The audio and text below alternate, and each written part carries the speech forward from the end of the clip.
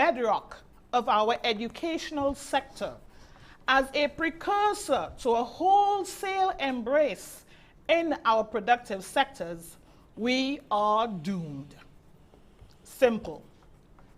What we have done in the past couple years, in particular in the last 3 months, with respect to digital education, but admittedly, we need to quadruple our efforts because, as the title of this symposium suggests, digital education, the start of the possible now. This year's Independence theme is so apt. Now is the time. Let's do this together. I therefore wish to thank everyone who has made today's symposium possible, especially the newly appointed think tank, Dr. Lindell Senville, Ms. Desiree Desir, Mr. Jamie Altino, Ms. Wendy Delamore, Dr. Keith Nurse, and of course, I join them on occasion.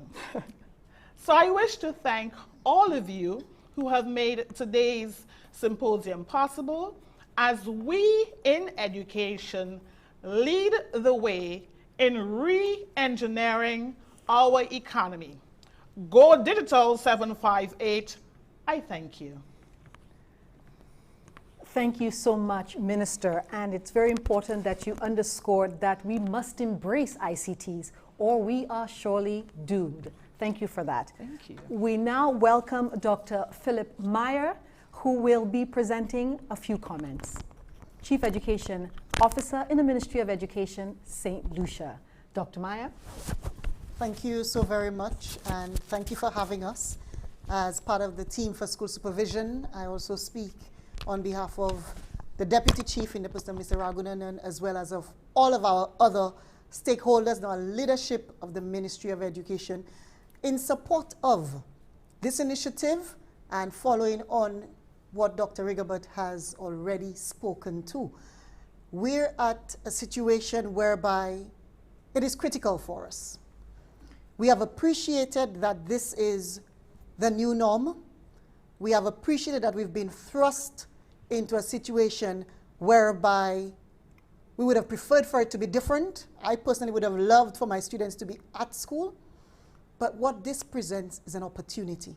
And we see an opportunity in the crisis that we find ourselves in. So let me begin by commending, by applauding, by recognizing the efforts of, firstly, students. Secondly, our teachers. I continue on with our administrators, many of whom have just risen to the occasion and said, we need to make this happen. Educational engagement must continue even without the physical classroom setting. Many of it has been virtual, but we've also looked at mixed modality. I want to applaud creativity. I want to applaud innovation. I want to applaud commitment. I want to applaud student voice and teacher voice in all of what's happening with us. We also appreciate that there is inequality, that not every child has access to a device.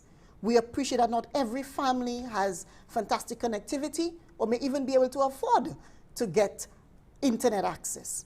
And this is something we continue to work proactively about and to hopefully improve it. And Minister said, you know, we're looking at doing it tenfold. This would be my projection, really ensuring that every child does have access. But this must also be done in a balanced manner. We want to appreciate that virtual learning is here to stay. But as young people, we are cognizant of the need to limit screen time, to find a balance with physical activity, to ensure creativity continues in education. For many of our teachers, it is an opportunity to develop their confidence, to build up on their skills, to upskill them, to continue to train them, but similarly, to continue to handhold. And I've had several examples of teachers whom had been a little resistant at first, a little anxious about it, really saying that this is the new norm for us, let us rise to the occasion. So for those individuals, we are here to continue to give support. Our parents have realized that a mobile telephone can be an educational device. Our students have recognized that. And it is important to see the tools that we have not only as opportunities to use them for fun activities and for leisure and entertainment, but also as a possibility for educational devices. We looked at our students, some of the things that they are showing us that they can do. They're becoming experts in their field. It was President Obama who spoke to the fact that we should not only play the games, but we should also design them. So here is an opportunity for us to continue to engage, to continue to support, continue to upskill, but with the objective of reaching every one of our children within the digital network and atmosphere, but also ensuring that the educational needs are taken care of. Thank you. Thank you so much, Dr. Meyer and Minister Rigobert, for your comments.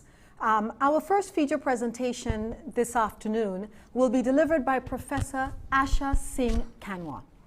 Professor Kanwa is a global leader in the field of online education through her work at the Commonwealth of Learning and as an independent scholar.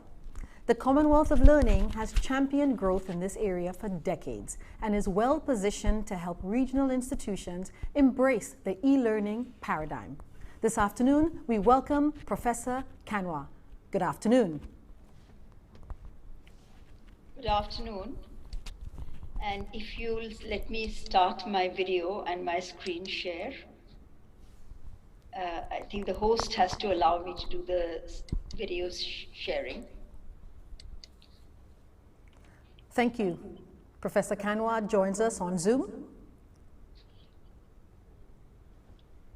Could you please allow me to start my video?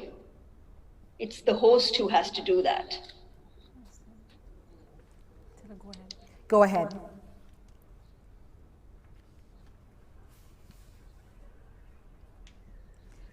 You can go ahead and share your video with us, Professor Kanwa. Am I on video now? No, I'm still not on video. Am I?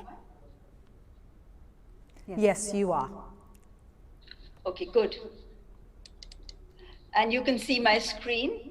Yes, we the can. topic I was given is digital education, the art of the possible, which is also the theme of this e-symposium. And I must congratulate Sir Arthur Lewis Community College for organizing it and for inviting the Commonwealth of Learning. We are very proud of being invited and being part of this. And honorable ministers there. And let me share this photo of happier times, which was just at the end of January. This is when the honorable minister hosted us for a focal points meeting and an OER consultation. And you'll recognize some of our colleagues here. But I don't see the CEO in this photo. At that time, we had no idea what was going to happen. And just a few weeks later, you know that over 1.5 billion children are out of school, which is 90%